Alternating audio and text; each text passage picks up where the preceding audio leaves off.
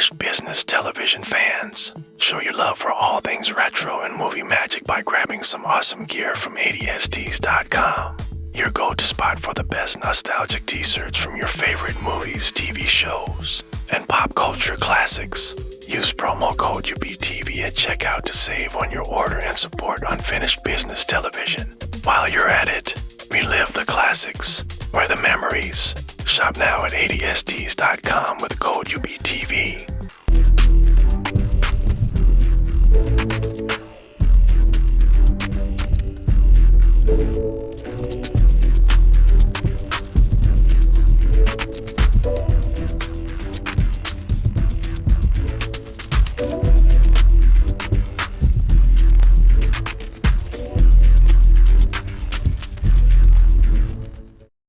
So Pen, thank you so much for coming on and talking with us today.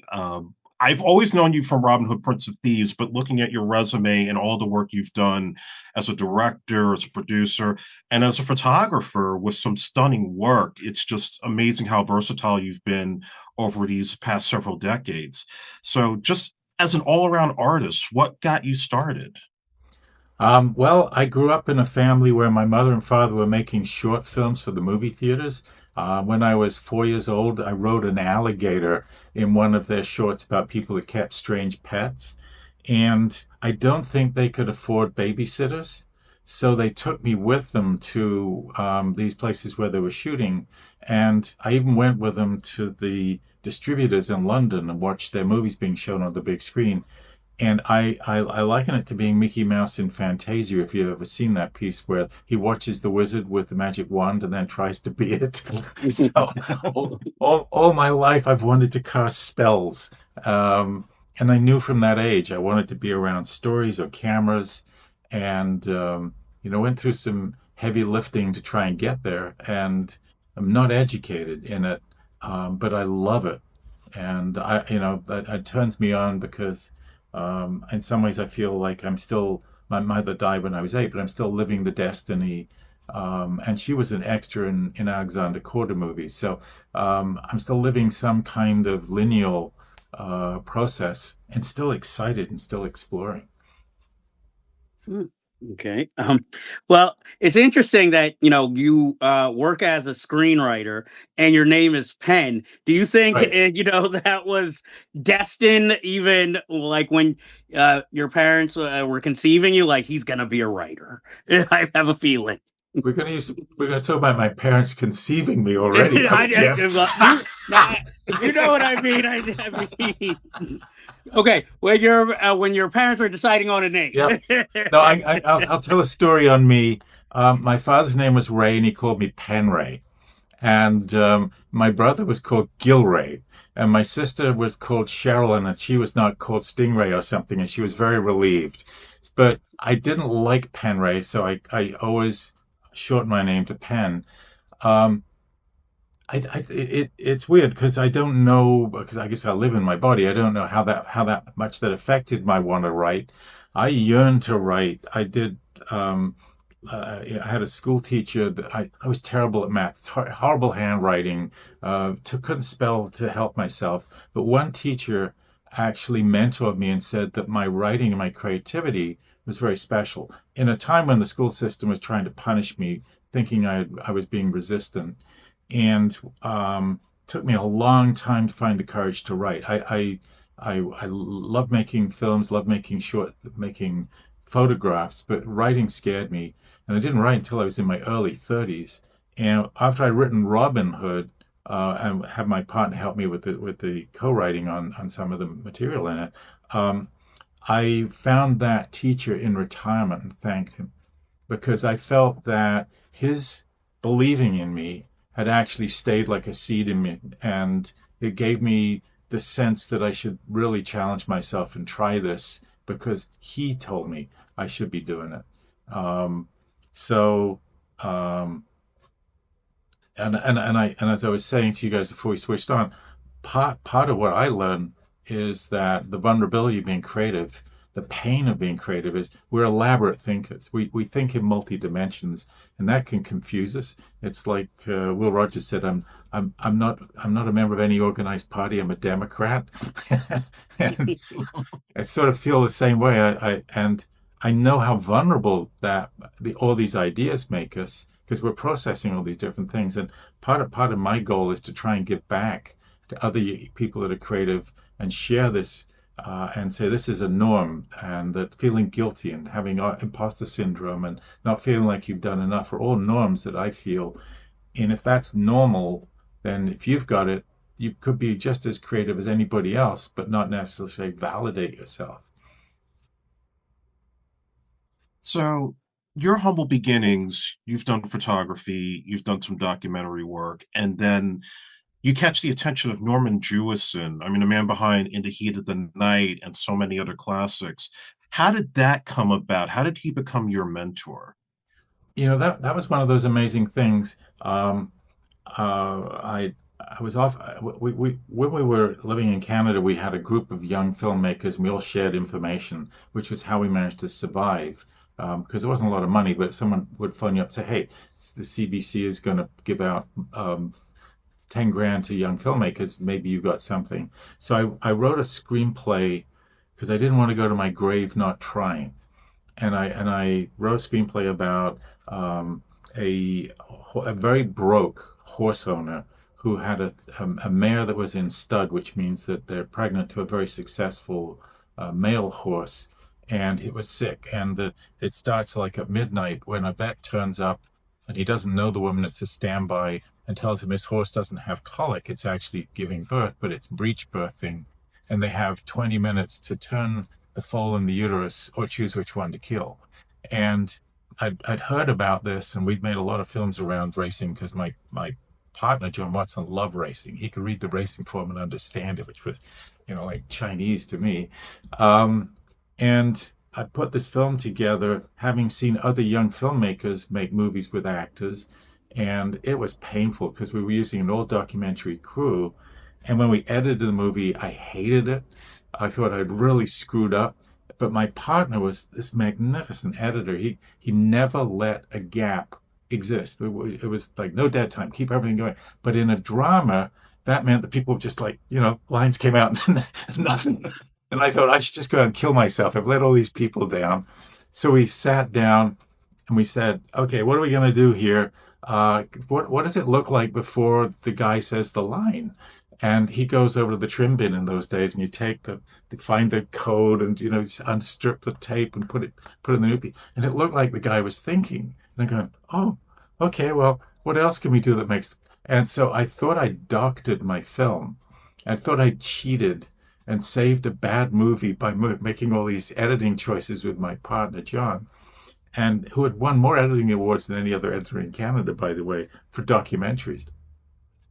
So this thing goes out, and I'm sort of like hiding, and it's reviewed as the best movie any length ever shown on television in Canada. And I'm going, no, you're wrong. I cheated. I fixed it. And then I get a call from Norman Jewison, and he's going, I think I want to give something back to Canadian filmmakers. I'd love you to come and let me shadow me in Hollywood. And that was a really fascinating and difficult choice because we had a company, we had staff, we had films that we put our own money into, documentaries that we were selling. And at the same time, I didn't want to give up on this heritage. So I talked to my partner. I went and started to learn from Norman, and ended up meeting Stallone, who was working on the movie that Jewison was working on. And Stallone saw me as non-Hollywood and sort of befriended me. And we showed him some of the films we've made, which had won a lot of awards, because we learned if you win awards, people buy your movies. So it was like we entered every award we could enter, so that we could then say, you should look at our films.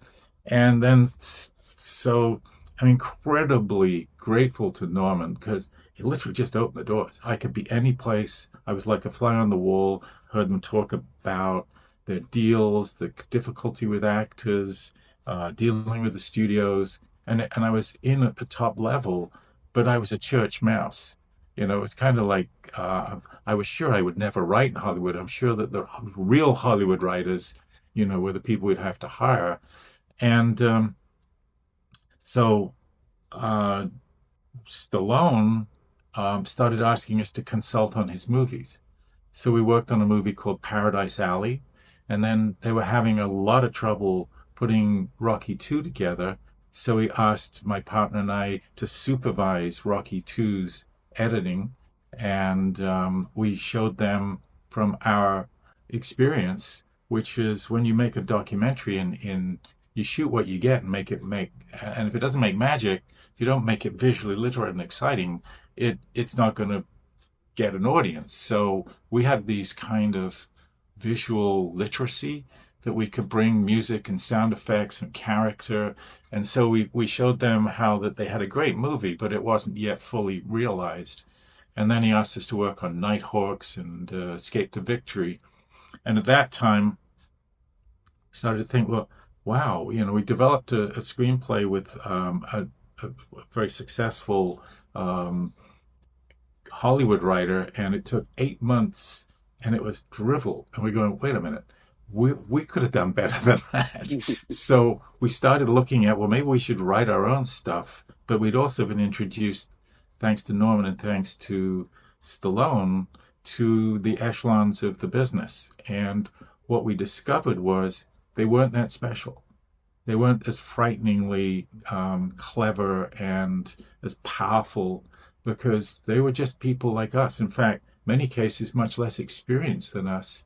Because, you know, a producer might be some guy who'd been an agent and he's got a script from the agency. He goes in and becomes a producer, but he's never worked on a set. He's never written. He's never carried a camera. And we've done all of that. And you know, we'd go out and shoot something and then freeze the footage till we could afford to process it. So, I mean, we were at the other end of that spectrum, trying to learn how to survive. So Hollywood was demystified for us. And, you know, seeing Norman and, you know, in the heat of the night, you're right, the Russians are coming, the Jesus Christ superstar, Fiddler on the Roof, Moonstruck. I mean, this man, I'm still awestruck that he actually asked me and gave me this opportunity. And one of the things I like to try and do is give back. I love talking to people who are starting out, or I've written a book on screenplay writing, which was the one I yearned to read when I was starting out, trying to inspire people to find their voice, to trust that their own instincts and their creative engine is whole, and that it's normal to make mistakes as you grow in a screenplay. And I liken the first draft of a screenplay to Lewis and Clark, and I say any freaking way to the coast is the right way. And then when you get there, you actually know what you've written. If you put the burden of trying to get it right before you get there, then it's just, you know, you're not allowing yourself the adventure of it. You're not allowing yourself to discover things, and making mistakes is normal in our business. That's why we do 20 takes. That's why we do rewrites. It's normal. We shouldn't hold ourselves up to such a high standard because it blocks your creativity. So anyway, as you see, I warned you, I ramble and I talk a lot. So Well, No, it's excellent. before we move on, I gotta ask about Nighthawks, because that's one of my favorite Stallone movies. And wow, yeah. I know there were a lot of behind the scenes issues with, you know, the script and things that were on the script that didn't get made to the final cut. Do you have any memories of the sort of things that were going on that you could actually share? That's where we were talking about. Okay. Don't go dark. We were brought in to supervise the edit that had not been successful from the point of view of the studio, and we gave them a lot of choices. It was colorful because we had union representatives in the room while we were working. While we worked with union editors who were great, the union itself was worried that we were editing, and we weren't. We were actually trying to inspire the editors to discover these creative engines that bring more emotion out of character and story and dimension. And then, and you know, when you're, I believe every second of a movie is magic, and it must never stop weaving the spell with you. And when you start a film, our job is to put you in a trance, hook you, and then every sound, every breath, every piece of music, and every cut is all to weave you into it. And some of the editing style was always wide shot, close up, and that may not have actually given emotions. And so I worked with Neil Travis, who won an Oscar for Dances with Wolves on my movie Moll Flanders. And he was coming in to work with me, and I said, "Great, I'll see you in the editing room." And he said, "No, you won't." I said, "Excuse me, I know what I'm doing. I sit with my editors, because I know my footage and I know what I'm trying to do." He said, "No, you don't." And I said, "Okay, edit me a scene, and we'll talk about it." So he edits one of my scenes. I walk in, I look at it, and I say, "Okay, I won't be in the room," because he was editing emotions, and he was editing feelings, and your intuition is being pulled by the way the character's inflections or the head nod or the eye, and an eye blink before a frame cuts can break the magic, because your eye then loses the sense that that person had intensity because they blinked. So I mean, everything is part of this poetry, and there are some people that really feel it, and it's hard to articulate it. It's hard to explain it. I'm trying now, but and there are people that are just wonderful at it, and some people that do it with a style that we recognize. David Lean's style, which is massive and epic, and there are other people that are very intimate. Your Spike Lee references in the pieces I saw with you guys, and and he's intimate, and he's pulling from his own zeitgeist and putting that on the screen. So yeah, no, it's a fantastic medium. Well, just jumping to Please. some of your directorial first films, feature length ones. I just want to say I grew up watching like The Kiss and the Zoo Gang on No cable. way. Yes, all the time. And I only a few years ago did I realize, wait, it's Pen Densham who made those films. So I just want to say that. So I kind of grew up watching your early My work. jaw is literally hanging out. That is not acting. Holy crow. Yes. I loved them. I loved them as a kid. We actually talked about it a little on one of our episodes, the Zoo Gang.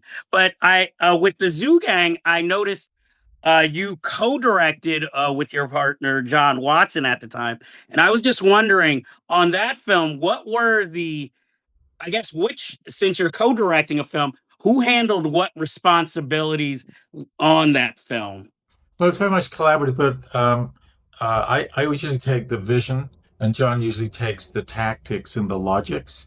But he's creative in his own right. And we were sort of intimidated by Hollywood, so we decided if we co-directed, we'd have the best brain power, both of us, and it would be the best outcome for the film and its investors. I storyboard everything because I'm scared if I don't that I don't have my planning down, and people are going to discover that I'm a fraud. And so by storyboarding, I can show everybody what I'm intending. And we storyboarded that movie, and that movie was absolutely modeled on The Magnificent Seven. And What? we loved that film. I can watch that film over and over again. And you may know we ended up being able to create a series for TV on The Magnificent Seven, and it ran for Oh yes. 22 episodes, and we were very proud of that. There's something just wonderfully magical about a group of underdogs taking on impossible odds, and whether it's Snow White and the Seven Dwarfs or Seven Samurai or Star Wars, it's the same emotional form.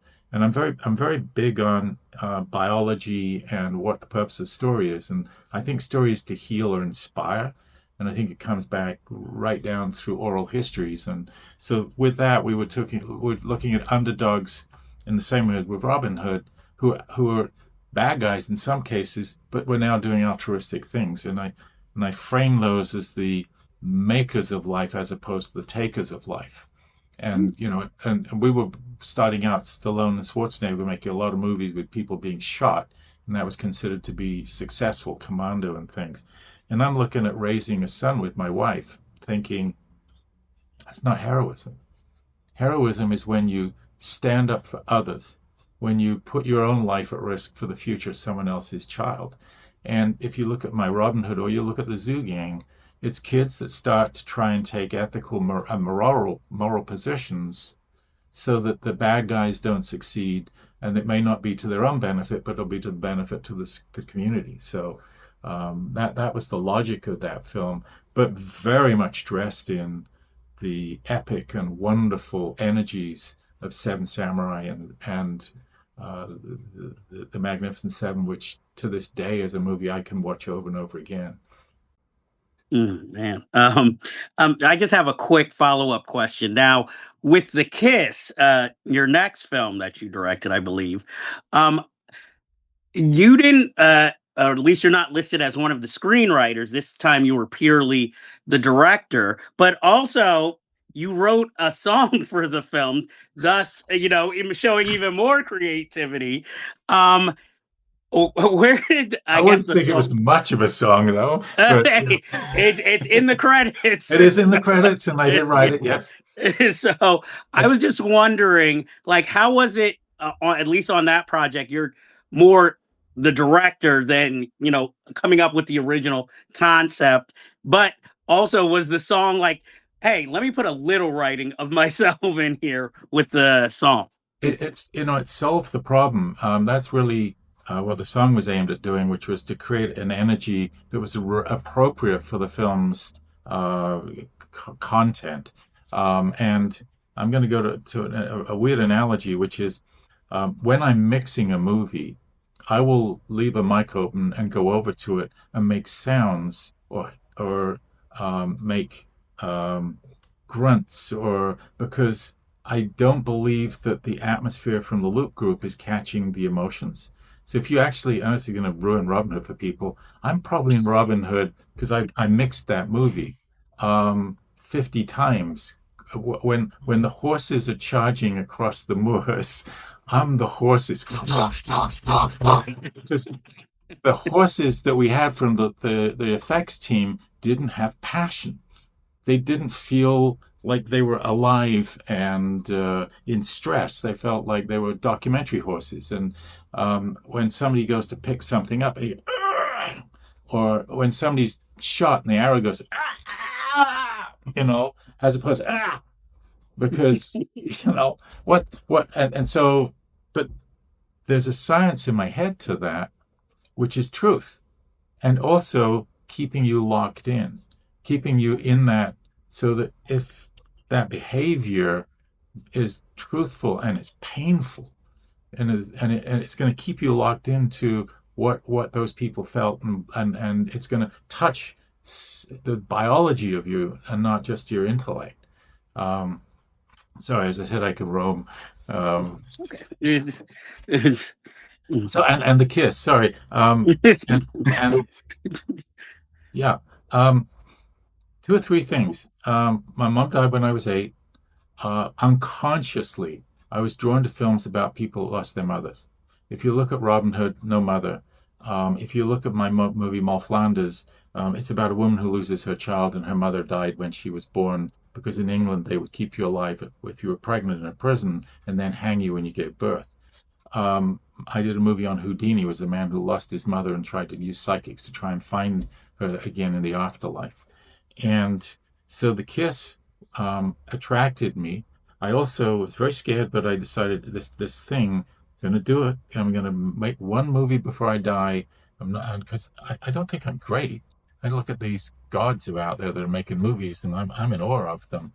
Um, and so that was a story about a young girl who her mother is killed by a supernatural witch, and she's coming to try and possess her body, and so she has to get her own mother out of the way, and it's a struggle of whether or not this creature will take over this child and take her life from her.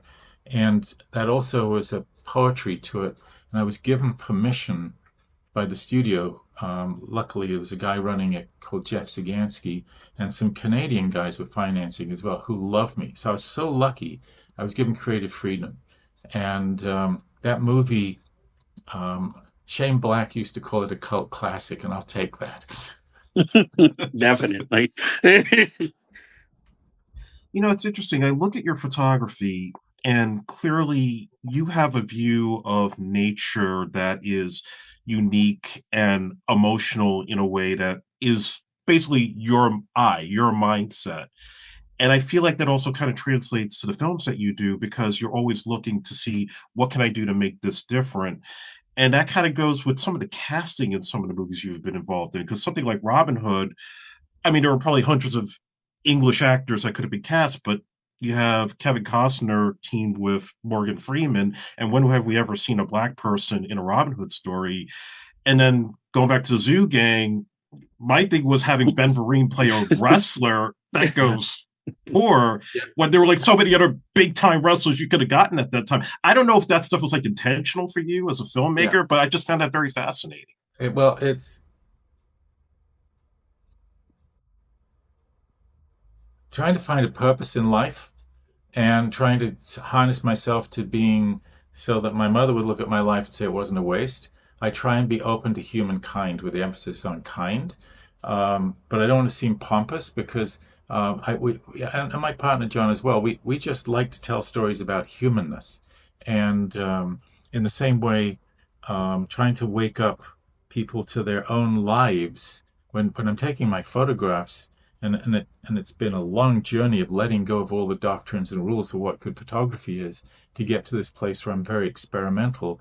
But my passion is to give the person that views one of my nature images an experience of their own place in nature, because when we photograph a tree and it's just a tree, very quickly our eye reads it and we dismiss it. When you drive home every night, you don't see where you drive because the brain doesn't actually want to be cluttered with things that aren't new and informative. It wants to process it, put it aside, and go forward. So I'm trying with photography to make you feel nature and to resonate with it in your own personal way by disrupting the way it's photographed in some way. And I'll use any method. I will use long exposures. I'll shake the camera. I will use very weird lighting so that but what it's doing is it's trying to reignite that sense of novelty and personal discovery for each individual. When I'm writing a screenplay, I'm trying to make the world a better place. I'm trying to heal. Um, and I think that biologically speaking, we are. I believe that the three-act structure is a biological form, and I take from Joseph Campbell, the man that studied myths and parables and religions, was saying that he ends up his analysis that there was only one story in his book, A Hero with a Thousand Faces, and I think that story is human. And so it comes back also to truth. So we have love stories, which is test the boundaries to make sure that both will stay together, so the young will get into the future. We have eating stories, so avoidance of eating, which is Jaws, Jurassic, and Alien, because avoidance of eating was primal. There's 200 million years of evolution in us being mammals, and only the ones that escaped got to mate. So problem solving is built in, which is, because if you want a problem solver, you got eaten somewhere along the way. So when I'm looking at a movie and the privilege of working with someone like Morgan Freeman in Moll Flanders, is because he brings a dignity and a heroic presence to an underdog character that I wanted to be a gift to the audience, to say things about underdogs of value, as opposed to somebody who was totemic, or somebody who played a butler who was just your standard British empty head butler.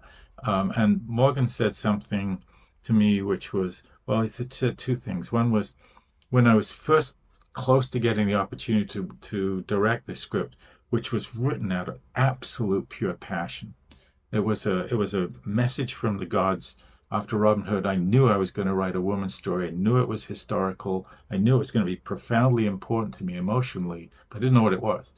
But when it finally sort of revealed itself, I was scared, and I said, who wouldn't scare me to work with? Who's a famous star? Because the studio said, if you get 2 stars, we'll make the movie. Like Remains of the Day, we'll make it for $10 million. And I said, who doesn't scare me? And I had looped Morgan when we were making Robin Hood. And I thought, wow, it'd be so cool if he would want to work with me. So and John had a better relationship with Morgan because he was more on the set with him on Robin Hood. I was doing a lot of rewrites and holding things together. And then when we edited the movie at the end because the director decided that he would leave the project. So I was grateful that my partner sent Morgan the script, and he phoned me up and said, I think your words are poetry. You can tell people you have Morgan Freeman. And one of the reasons he said was that no one had ever shown him as a black person having a complete relationship with a white woman, including making love to her. And it never even occurred to me that that was an issue. And I realized that I'm looking at my world from my uninformed, and that was just normal to me. And I'm realizing, oh my God, what a perspective, and how ignorant I am in some ways. And I also have to say that working with Morgan, it was so cool. I called him the Cadillac because you're putting this man on set, and he is royalty. He is majesty. Everybody else behaves because Morgan comes prepped, does his work. He's a pro. He loves everybody. He's a team player. I saved my ass on several occasions. We had a very, very tight budget, and we had one in Ireland. We had run out of freedom. I was told by the completion bond company if I dropped a day, they were going to cut pages out of my screenplay. And I had it storyboarded everything, and I had this sequence which was going to take like all morning to shoot it, but I had like an hour. And it was a whole bunch of girls around a dining table, and Moll Flanders coming into the room and sitting down with them after she's given up her virginity. And Morgan is in that scene, and I look over and he knows I'm desperate. He just goes,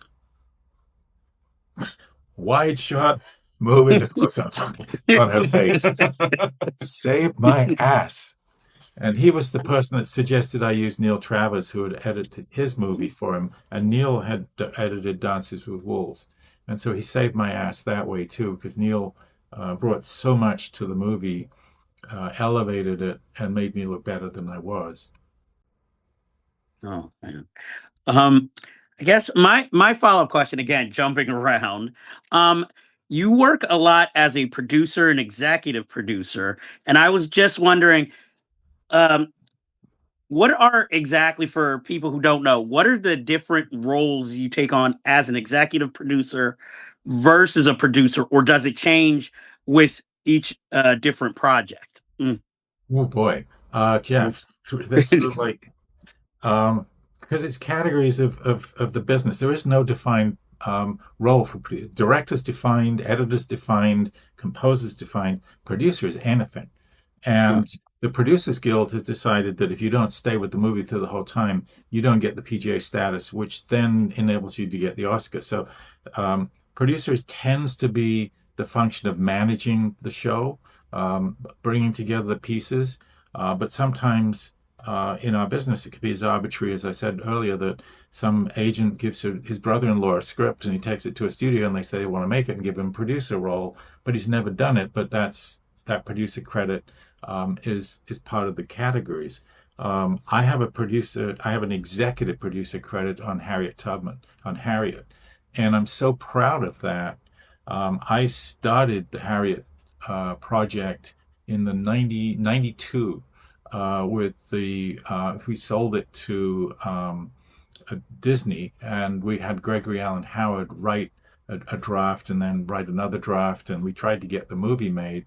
And I solved the business problems so that the people that took on Harriet and got it made with Cynthia Erivo Casey Lemons, could get the movie made. And I have a producer credit, executive producer credit, but that's pretty much all I did was initiate the project and solve problems so they could go off and do it. In another movie I worked on with a friend of mine, Todd Robinson, who made a film called Phantom, which is about a submarine where a Russian submarine where the people sacrificed their lives to stop a nuclear war. And I, as the producer, stayed at his elbow throughout the entire movie, trying to solve creative problems so that he could be free to make the vision that he wanted. And so I'm there trying to clear the path and also to be an ear for uncertainty, because I've been on sets where on The Kiss we shot a sequence where we're running out of daylight, where we got the crew going into overtime, and I shot a scene and I thought it was not working, but both my partners had said, yeah, it's working, it's great. And then we look at it in the dailies and it's shit. And I've never ever gone from a set without now feeling that I can read the emotions of the characters as truth in me, and I never will leave until that happens. And I wanted to be there for the people I was producing to make sure that their gut instincts were really tuned to what they felt was the right way of telling that story from the actor's point of view. And if I may, again, you guys are probably going, why doesn't he shut up? Never. I worked with Marshall McLuhan, who was the guru of communications. Oh, yes. And he pointed out that if you watch an audience watching a movie, they're in a trance. They're unconsciously moving their expressions with the characters on the screen. And as I explored evolutionary psychology, which fascinates me, it turns out that we have mirror neurons that we actually fire up in places in our own brains when we watch people do other behaviors. And then these expressions happen right from the moment a baby's born. It starts mimicking the expressions of those around them. And it's something to do with being tribal. It's something to do with being able to live in groups and have kind of like a telepathy about who the other people is and what their feelings are, and to be able to communicate. Because the beautiful thing, it doesn't happen completely, but evolution breeds for morality. There's a wonderful book called The Moral Animal, which I read, which gave me a great sense of relief, that essentially we select for morality because we can't raise our young in an unstable world. And so if we don't trade, if we don't share, if we don't make accommodations for others, and if we don't prevent crime, or we don't prevent stealing, or destruction, then we won't have kids that will live, or our genes won't go into the future. So that process of sensing why somebody is communicating goes into our unconscious, and we evaluate at the back of our heads who we are and our moral choices. So, it's Friday the 13th. Are we going in that room, or are we going to screw that young lady and get caught in bed with the ex guy? Are we going to make choices about life journeys? And they say all drama is conflict, because we don't need to pay attention to things that aren't changing or aren't stressful, because we need solutions to the stress in order to put it right. We watch Law and Order. We see somebody tears fabric of society. Along comes some worker bees and sew it back together and take that person out. And there's a few people I'd like to see taken out once in a while who don't get done to. And this is a long way around of saying, if an actor doesn't have truth in the way that they say the lines, we can't learn from their behavior, which is why it's important not to accept a performance that doesn't work. Turning attention to your Nature Images book, Corlia, among the pieces that I love is the wave life section, your photography that was in Hawaii. And there's just some of those images with the way you capture those details of waves crashing and those high contrast colors that you were able to get. And it takes me a second to realize this is actual photography. This is not a painting. What's the process that goes into creating those kind of images? Pure experimentation. Letting go of the rigidities of and this is not a criticism, but Ansel Adams had a system called the zone system, which everybody was supposed to use in order to be able to take classical looking uh, nature views, and that was very rigid.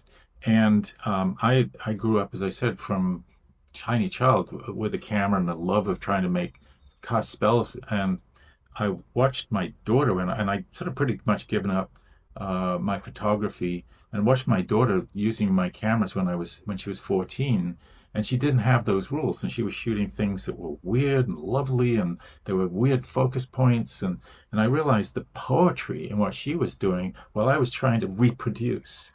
And I also read an article that said, "Why are you holding the camera still?" Well, because I was taught that if I move the camera, I'm an asshole. It wasn't like you were, it's like, don't do that, hold still, shoot, and um, so I started experimenting when I was with some friends in the Okefenokee Swamp in a tourist boat. And there's these lovely lights and things bouncing off the water. And the water was thick with particulates. So it's almost like a black mirror and it's bouncing. And I remember this article. So I'm taking my little camera that my wife had bought me as my first digital camera. And she bought me the same camera I bought for my son, knowing I wouldn't buy him a bum camera. And I'm at the front of this boat with the sunlight bouncing, and I'm going, they're looking at me. They think I'm nuts. Take another one. Oh, and you get these weird and beautiful shapes, and I don't know how to recognize them. I don't know how to process them. And I'm starting to show them to people, and then went to Hawaii and climbed out into the waves with this camera, holding it up as the waves hit me. And it was an LX Lumix with the whole back of the camera was the viewfinder. And I realized that I could put the camera down right above the waves, inches from them, on a wide angle. And it was sunset, and they're all dancing around like this. And they're creating these evolutionary shapes and these organic water forms, which have been around for 4 billion years. I mean, it's like just awesome. But again, I thought, well, is this stupid? Is this and I would show them to people and say, no, that's kind of cool, because abstract art doesn't have a conformational process. It's actually so personal. So I've been on a 17-year journey of letting go of everything I was taught and trying to find how I could get people to a place where they could feel what nature is through photography. And I use long exposures. I use weird exposures. I will move the camera, or sometimes I'll let the cameras be static and use a very long exposure. I went to India with a friend of mine, a filmmaker friend of mine, who'd photographed the Beatles in India, actually, which was fun. And I shot the entire time shaking the camera, but shaking it in very articulate ways, because it disrupted the streets, which are full of people in saris and color, and into these organic, statuesque, dancing trance-like experiences. And what I believe is happening, if I'm lucky, is that people look at these and they can't dismiss the image because it's not familiar, but it's still organic, and it's still touching parts of their nature, and it's pulling. And I say I want to make music for the eyes with my camera. I want to be the Jimi Hendrix of photography. um, um, and so that the next thing I discovered was I have to look at every image I shoot, because they're so experimental. I don't recognize what is beautiful immediately. And every picture I take, I will try and process a little bit and see if it speaks to me. And that reminds me of, and my wife and I collect native art, Eskimo art, and Native American art. And the Eskimos say that they don't carve something and force it. What they do is discover what's inside it. They release the animal or the spirit that's in that. And that's what I'm doing when I'm doing my photography, I'm using, and I don't have Photoshop. I wouldn't know how to use Photoshop. It scares the shit I out was of me. going to ask if you use No, Photoshop. no. I'm using Apple Photos, a couple of plugins, because I'm so analog. But I can do everything. I can sharpen, I can put noise reduction, I can make contrast, I can change saturations. And what I'm doing is trying to discover this poetry in the image and bring it out. And when it feels right, and this is the same headspace as writing, when you go into a trance to write, I go into this trance to discover my photography. And when it feels right, I choke up. I literally get emotional and I leave it. And then I look at it again 2 or 3 days later. And some of them just profoundly shock me how cool they are, how vibrant and special they feel. And I never in my life thought I would do that. Never thought I would do that. And this series of discoveries that I could grow and change have been awesome to me, and I'm so excited, so because I'm still exploring that, and no studios, no budgets, no putting my script on a shelf somewhere that you've spent 2 years working on. I wrote Gulliver's Travels for Disney with Arnold Schwarzenegger attached. And the studio head, lovely guy, says, it's a really good script. I don't know why I'm not going to make it. Oh man. And so I am, and that's that school of hard knocks. If you play in the game, Hollywood is like playing American football. You're going to get hit. It's normal. It's part of what you have to take. You have to have that it's worth it to you. And when I'm talking to younger filmmakers, I'm saying one of the things you must hold on to is you choose to do this because it gives you freedom. You're not being forced to do this. And what you must not put deadlines on yourself because I never dreamed I would get to do the things I'm doing. If I looked at my life at 19 when I fled to Canada, thinking I would never do anything in my life, I would have probably, I would have been so shocking to have wasted myself at that point. I didn't get to write a first screenplay till I was in my 30s.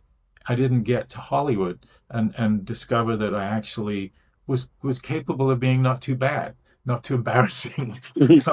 um, and when I did Moll Flanders, this movie that was profound to me, it came out of this weird letting go of trying to write what was right, but seeing what my body wanted to tell the story. And I wrote it in secret. I didn't tell my partners I was writing this women's story because I know with the best one in the world, they would have tried to laugh me out of it. Don't waste your time. They'll never get that made.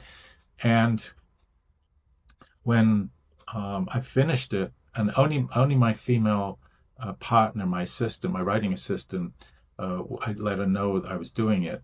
And so I wrote it in my spare time. I wrote it in 5 weeks of this orgy of creativity that was uplifting like I'd never received before. And I yearned to be able to write like that. And when Robin Wright had turned down 14 movies after Forrest Gump and was willing to make this movie. And she was extraordinary in the film. She gave me absolutely everything. And I'm still the church mouse going, well, I'm not sure. I'm my best. But she trusted me because the script was so poetic and heartfelt. And when we finished the movie, I went to the studio head and I said privately, could I dedicate this film to my mother? And so he said yes. And so I put my mother's maiden name on it and dedicated it to her because I thought I'd finally come home in some way and done something. And it didn't make a lot of money, but it was really a statement about having the privilege of having a daughter and having women in my life and wanting to say that imperfection was normality and you didn't have to be superwoman to be deserving of absolute love and that women are as important in every way as men. And that was my undercurrent of that movie. There was one review said I should be horsewhipped for making the film.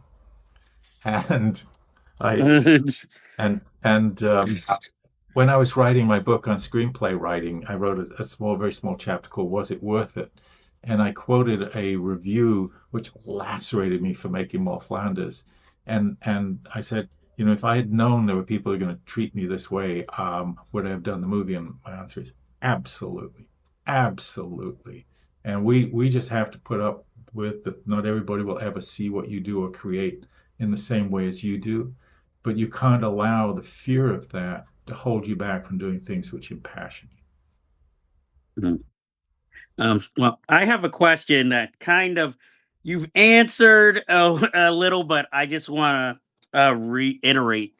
I You've worked on various projects in your career, and a lot of them, the ones that you've actually made, have been more kind of adaptations or historical. And I was just wondering, is that your way of showing kind of not only your passion, but maybe the human condition and across time, and also a way so that you can show off the landscape of history? I Mhm. think, I think, well, first of all, history fascinates me. I'm constantly in awe of what's being discovered, and I'm reading about Rome, or I'm reading about, the things that we're discovering about ancient Egypt. It's like that's all like magic to me.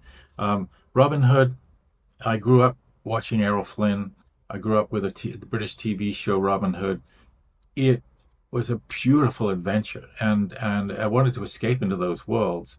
And it just seemed that Robin Hood, um, as having the privilege of having a son with my wife and seeing him growing up, um, I was writing from this illogical place of saying I want to write something that changes the future that he grows up in. And I had this intuition that putting a Muslim and a Christian side by side in a movie where they actually collaborated and learned from each other was holistic and valuable. And I pitched the story at 3 studios, all of whom told me I was the stupidest idea they'd ever heard. No one wants to see guys with swords, they want to see guys with guns. And I didn't at first get the same reception that I ended up getting inside my own company. But our assistant said, I think it's a really cool idea. If you want to start writing, I'll do my best to support you. And that's the only reason it existed, was that one little bit of encouragement. And I started writing it, and then my partner John was reading the pages, and I'm thinking the pages are pretty shitty. They're because what you create you can't judge. And so I'm thinking, I'm familiar with it. I'm going to have, Maid Marian come out. She's a very large lady, and she's very tubby. And he's going to say, "Oh my, the years have been kind to you." And then you discover this masked figure jumps him. And I think that's all corny. It's all corny. And my partner, John, said, "No, no, it's cool. Keep going, keep going." So I was pushed through the writing because these people gave me support, and that's why it's so important, I think, for people to be around their tribe, as they call it, to be around people who get you and support you and don't dictate what your outcome should be. If you're giving birth is painful, you don't want someone telling you, if it's a girl, I'm going to hit you. You know, it's, um, so Robin Hood to me, and the other movies have a value system larger than life, which I wrote the Mhm. original story for, which is about a man whose mother screwed his life over because she had married a clown at a circus and decided that was beneath her, and told her son that his father was dead, and was trying to turn him into an insurance agent. And the night he's getting engaged, he gets an email, or a telegram at that time, telling him that his father's just passed away and there's a large inheritance. And he's totally upset. And his mother says, "No, no, but the guy was a clown. It was nothing. I didn't want him in your life." And turns out the large inheritance is his father's elephant, and he's now trying to figure out how to get rid of it. The only way he can get rid of it, and is to take it from New York to San Diego, where they're going to fly elephants back to repopulate the gene pool. And my story was how this button-down guy ended up where the elephant trained him to be the person his father would have trained him to be, because it responded to him like it was his dad, but he didn't know how it worked. And so the relationship developed on an organic basis. But the real thing was respect. nature, respect life, return it to its systems, and don't treat elephants as entertainment commodities, and don't chain them up. And but that's all hidden. It's not this. It's Bill Murray made the movie fun and enjoyable, but the message is in there. So and Yeah, I know we're I could keep going about altruism because altruism protects you. yeah, I know we're a little bit short on time, but where can people find out more about your photography work and just your work in general as a filmmaker? Well, if they go to Pen Densham Photography, there's a website and you can see the photographs and you can see how they fit you. I know my PR lady who I knew from MGM. She's the reason I'm doing this. She loved my photography and said, I'm pushing you out there because I'm a little shy. So she put me up to doing all this. Um, but we also have somewhere there's a website that you can just go and actually literally download a coffee table book of my work on a PDF, and you can see like 100 images. Because I'd rather give it away than sell it. I'd rather share it and have people see how it affects them and see if I want to learn how people respond to this creative experience that I've been exploring and find out. And even you telling me how you respond to it, I take that and it increases my courage to keep pushing. Yeah. Well, I since we're coming towards the end, I just want to say one of the great things of interviewing you and others is that we have our own interpretations of how we saw the movie. But Yeah. then when you're talking and telling us, what you were intending or what it meant to you, it makes us go back and look at it in a totally different way and then say, oh, now I see. And But I just, hopefully not. Those things are not selfishly narrowing the no, receptivity. Because I No. mean, no, no, you no. blew my mind talking about the Zoo Gang and the Kiss. I mean, um, No, see, it's like we love those films, especially like me growing up.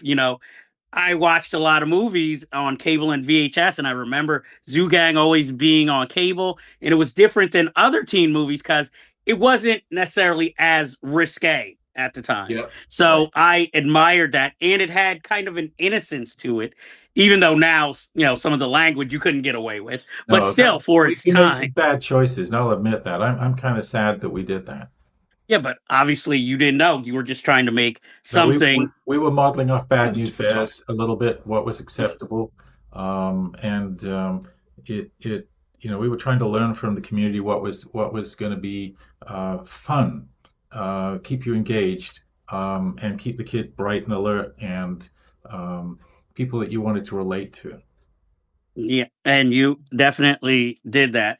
And I just want to say thank you. And thank you because I could listen to you all day because you should do a series on screenwriting because you're just that inspiring, poetic, and philosophical. But I guess for my last question, we're going to go a little dark here. Don't worry. With Robin Hood, I know it helped, facilitate more advertising for the movie. But at the time, did you even get annoyed by the Brian Adams theme song that it was played so much all over? Uh, well, when they first played it for me, because I was mixing the movie, so um, I was given the opportunity to really control the emotional environment of the entire film.